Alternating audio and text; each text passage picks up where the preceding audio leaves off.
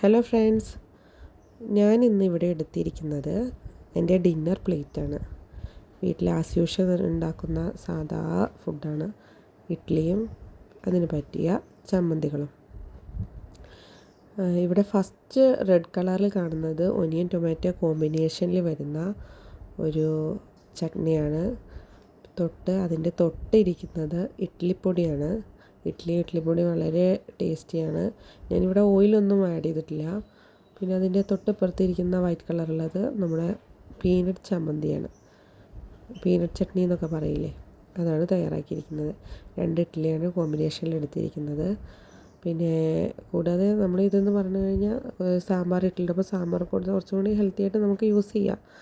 പക്ഷേ നമ്മുടെ മക്കളും കുട്ടികളും എല്ലാവരും വെച്ച് നമ്മൾ ഒന്ന് ബിസിയായ ഒരമ്മയ്ക്ക് കുട്ടികളും വെച്ച് തയ്യാറാക്കാൻ പറ്റിയ ഈസി റെസിപ്പിയാണ്. സ്റ്റീംഡ് ഫുഡാണ്. അപ്പോൾ അതിൻ്റേതായ കുറേ ബെനിഫിറ്റ്സുകളുണ്ട്. അപ്പോൾ ഇതൊക്കെയാണ്. പോർഷൻസൊക്കെ കംപ്ലീറ്റായി കഴിച്ചു. വളരെ ടേസ്റ്റിയായി കഴിച്ചു.